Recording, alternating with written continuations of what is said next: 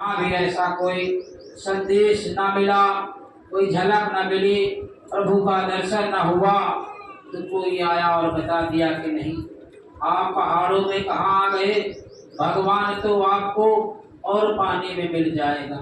तो हम लोग उनकी बात को मान करके और चले गए जल की तरफ। हजारों हजार बरस उसी जल में खड़े होकर के और बस साधना शुरू कर दिया कि हमको इसी में मिलेगा भगवान। तपस्या करते करते और कितना लंबा समय चला गया। कभी तो उसी में डुबकी लगाकर बैठ गए, कभी तो उसमें स्नान किया, कभी तो उसी में खड़े होकर के जीवन को बिताया। और तभी कोई फिर आ गया, भाई आप कहाँ आ गए हो, यहाँ तो भगवान मिलता नहीं है, भगवान तो पेड़ों में मिल रहा है, आप तो जल में खड़े हुए हैं। तो प्रेमियों उनकी बात को मान करके पेड़ों की तरफ चले गए। अब जब पेड़ों में गए, उल्टा लटक करके साधना करना, पेड़ों के नीचे बैठ करके तपस्या करना और उन्हीं की पूजा करना, उन्हीं का अर्चना करना और उन्हीं के द्रव्य सेवा करना। यह पेड़ खुश हो जाए, इसी में देवता दिख जाए, इसी में भगवान मिल जाए, इसी से हमारा कल्याण हो जाए, इसी से हमारा मुक्ति मोक्ष हो जाए। और इसी के लिए हजारों हजार बरस उसी पेड़ में पूरा जीवन। तभी कोई फिर आपके पास आ गया, कहाँ आप पेड़ों में अपने जीवन को बिता रहे हो, चलो उधर। अगर तुम शरीर को तपा दो, अगर तुम भूखे रह जाओ, अगर तुम उपवास करो, व्रत करो, तो भगवान तो वहां मिल जाएगा। तो फिर और वह शुरू कर दिया। और जिसके लिए ये शरीर प्रेमियों गलने लगा, लोग भूखे रहने लगे, लोग तपस्या करने लगे, व्रत करने लगे, उपवास करने लगे कि भगवान हमको इसमें मिलेगा। ऐसा करते करते और कितना लंबा समय बीत गया। प्रेमियों जन्म जन्मांतर बीतते चले गए। हर बार इसी धरती पर जन्मना, हर बार इसी धरती पर मरना प्रेमियों हुआ। गुरु महाराज कहते थे, बच्चा आपको एक दो बार नहीं, हजारों करोड़ों वर्षों से और तुम इसी धरती पर बार बार जन्मना, बार बार मरना, बार बार जन्मना, बार बार मरना आपका यही वो निरंजन भगवान जिसे खुदागार ईश्वर आप कहते हो, उसने आपको यहाँ पर और कभी तो पेड़ पौधा बना दिया, कभी तो घास फूस बनाया, और फिर कभी उसने कीड़े मकोड़े बनाया, और फिर कभी उसने आपको अंडज खाने में डाल करके वो अंडे से पैदा होने वाले जीव जंतुओं की श्रेणी में डाल दिया। इसमें 14 लाख बार हमको आपको जल में जन्मना मरना पड़ा, और फिर 9 लाख बार फल में हमको आपको जन्मना मरना पड़ा। ऐसे फिर और उस 84 लाख का भ्रमण करते करते और फिर पिंडज खाने में जीवात्मा आ गई। और पिंडज खाने में प्रेमियों जो माँ के गर्भ से सीधा पिंड लेकर के पैदा होते हैं, ऐसे जीव जंतु, इसमें कुत्ता, बिल्ली, बाघ, शेर, चीता, शुअर, ऐसे कितने। फिर कहीं हमको आपको उस काल भगवान की दया कृपा से ये मनुष्य मिल गया। कब हम कर करुणा नरते ही देत इसमें हेत से नहीं, उसने दया कृपा करके हमको आपको ये मनुष्य दे दिया। भाई ये बहुत और लंबे समय से और इसी जन्मने मरने में फंसे हुए हैं, कीड़े मकोड़ों की योनियों में, पशु पक्षियों की योनियों में। चलो इनको बार एक अवसर देते हैं, ये मनुष्य इनको दे करके और उस दरवाजे को ये पा करके और फिर उसको खोल लेंगे और प्रभु के देश पहुंचे। अब हम आप उस दरवाजे को खोलना जानते नहीं थे, उसी की युक्ति के लिए तो हमने पहाड़ों, नदियों, पेड़ों और किताबों में अपने आप को लगा दिया, लेकिन हमारी इस जीवात्मा की जो अंदर की आंख है वो खुली तो प्रभु का दर्शन हो जाए। तो ऐसी कोई युक्ति तो कहीं ना लिखी गई है, और न किसी को ऐसे ऋषि मुनि ज्ञानी ध्यानी योगी योगेश्वर को पता है कि वो उस युक्ति को आपको बता सके। वो तो स्वयं ही फंसे हुए हैं। गुरु महाराज कहते थे कि यहाँ पर जब आप देख रहे हो, पंडित, काजी, भेद, शेख सब अटक रहे जग जग में, खोज री पिया को निज घर। जिनको आप जानते हो ये पंडित जी हैं और इनको बहुत जानकारी है, ये तो भूत भविष्य वर्तमान और सब को बता देते, बड़े पहुंचे थे, बड़े जानकार।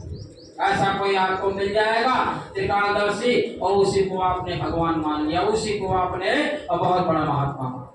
लेकिन गुरु महाराज कहते थे ये रिद्धि सिद्धि की जानकारी हो जाना, भूत भविष्य वर्तमान को बता देना, ये कोई बहुत बड़ा काम नहीं है, ये कोई बहुत बड़ा काम नहीं है।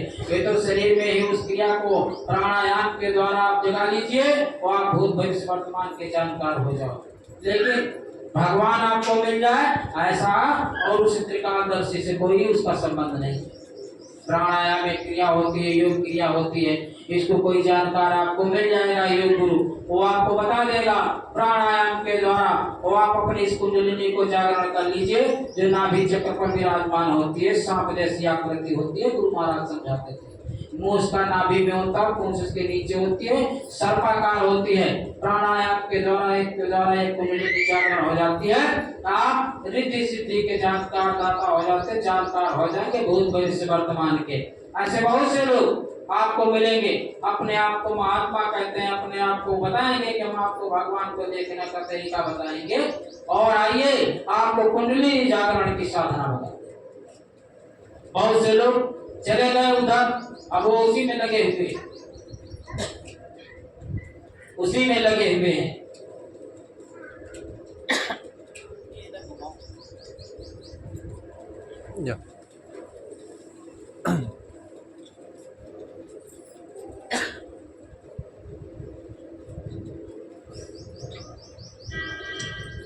जय गुरुदेव, जय गुरुदेव। तो उसी में वो लगे हुए हैं कि इनसे जो है हमको सब कुछ मिल जाएगा, इनसे हमको जो है भगवान मिल जाएगा, इनसे हमको प्रभु मिल जाएगा। तो अब इससे तो भगवान कोई मिलने वाला है। अगर इससे भगवान मिल जाता तो कितने लोगों के कुंडलिनी जागरण है, कितने लोग प्राणायाम कर रहे हैं, कितने योग गुरु आज इस भारत भूमि पर हैं। आज देखो बड़े बड़े योग गुरु हैं और वो बताते हैं, कोई कपाल भारती बता रहा, कोई दूसरा बता रहा, कोई तीसरा बता रहा। लेकिन प्रेमियों, ये चिंतन का विषय, विचार का विषय है। हमारे गुरु महाराज ने जो नाम योग साधना आपको बताई है, ये नाम योग साधना जब आप 10 मिनट का करेंगे, दूसरे जो योग गुरु आपके भारत भूमि पर बड़ा परचम लहरा रहे, अपने आप को बड़ा बड़ा योग गुरु बता रहे हैं, प्रेमियों, वो 10 घंटे का उनका योग और तुम्हारे 10 मिनट के नाम योग साधना योग के बराबर भी होगा। उनका ये 10 घंटे आप योग करिए और गुरु महाराज का बताया हुआ 10 मिनट का आप नाम योग करिए, ध्यान और भजन। प्रेमियों, जो उनके करने से आपको केवल भौतिक लाभ होगा, आध्यात्मिक लाभ नहीं होगा। आप योग करोगे, कपाल भारती करोगे, आपका पेट साफ रहेगा, आपका जो हृदय फेफड़ा की बीमारी नहीं होंगे, आपका शरीर स्वस्थ रहेगा। लेकिन जब आप नाम योग साधना जो बाबा जी ने बताया है, जब इसको ध्यान लगा करके आप बैठोगे, मन और बुद्धि को घाट पर एकाग्र करके, प्रेमियों 10 मिनट आप करेंगे, इसमें आपका ये शरीर का भौतिक लाभ भी मिलेगा और साथ ही साथ प्रेमियों आध्यात्मिक लाभ भी मिलेगा। वो आध्यात्मिक लाभ जिसके द्वारा आपके शरीर के अंदर बैठी हुई जीवात्मा की तीसरी आंख ध्यान से खुलेगी। प्रेमियों, आप उनके योग को पूरे जीवन करते रहो, आपकी दिव्य दृष्टि तीसरी आंख खुलने वाली नहीं है। तो प्रेमियों, ऐसे योग से आपको क्या लाभ मिला?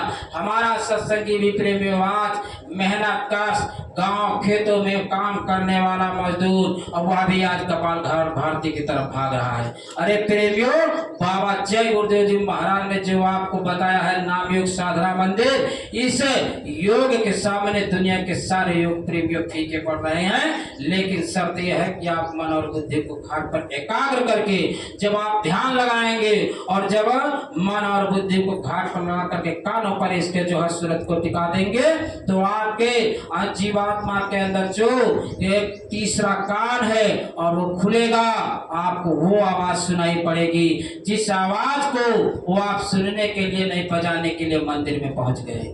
मंदिर में क्या जाते हैं सुनने के लिए, बजाने के लिए, कि मंदिर का देवता वहां घंटा लगा हुआ, आप जाते हैं घंटा को बजाते हैं। हमारे ऋषि मुनियों ने और वेदांतियों ने, ज्ञानी ध्यानियों ने जब कभी अंदर की आंख उनकी खुली, देखा सामने ज्योति स्वरूप को और उसी ज्योति स्वरूप का दर्शन किया।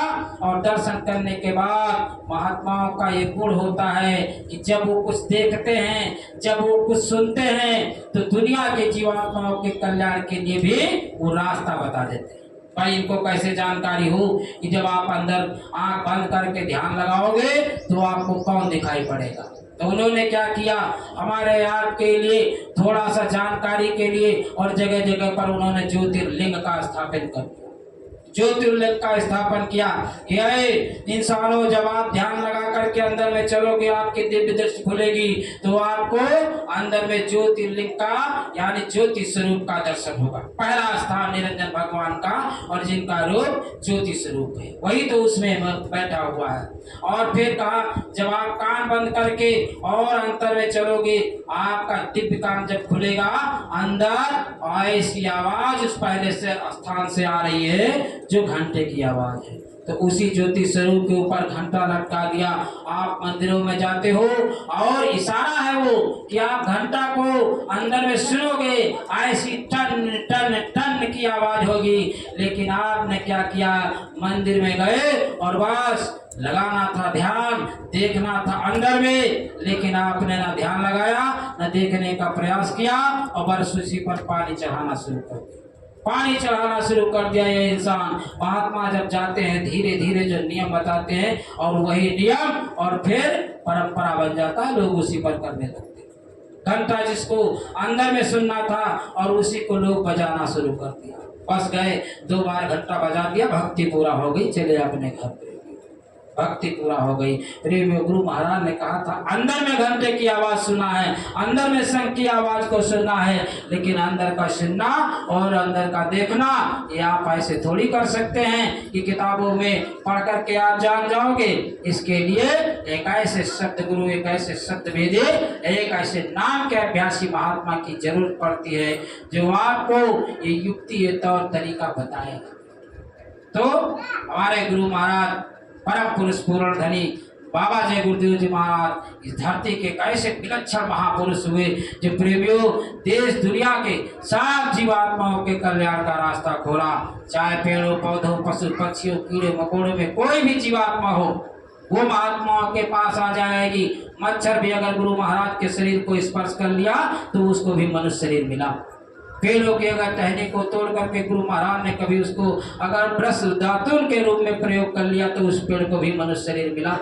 किसी गाय या भैंस के दूध को गुरु महाराज ने पी लिया तो उस गाय और भैंस के अंदर बैठी हुई जीवात्मा को भी मनुष्य शरीर मिला।